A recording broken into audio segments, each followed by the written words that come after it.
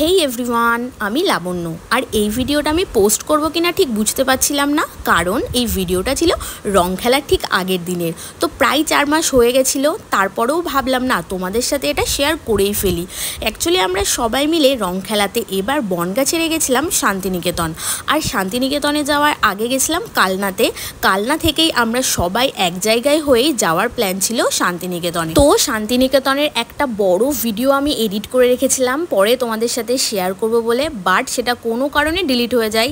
কি আর করব, সেটা তো আমার আর আপলোড করাও হলো না। ও যেটা হয়ে গেছে সেটা ভেবে তো আর কোনো লাভ নেই। কিন্তু এখন আমরা চলে যাচ্ছিলাম কালনাতে। তো আমরা সকাল সকাল রেডি হয়ে বেরিয়ে পড়েছিলাম কালনার উদ্দেশ্যে। 1-1.5 ঘন্টা মতন আমার হাজব্যান্ড ড্রাইভ করে একটা জায়গাতে আমরা একটু দাঁড়িয়ে আমি খেয়েছিলাম ডাবের জল, আর আমার হাজব্যান্ড আর আমার শ্বশুরমশাই খেয়েছিল আখের রস, আর আমার মেয়ের জন্য একটু বাড়ি থেকে ম্যাগিও করে এনেছিলাম।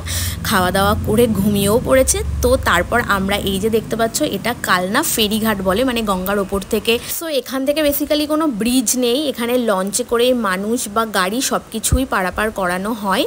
আর মাত্র ঘাটটা পার করলে একটুখানি মতো রাস্তা, তো তারপর পরই আমরা পৌঁছে যাব। তো দেখো আমরা ঘাট পার করে পৌঁছেও গেছি কালনা শহরের মধ্যে।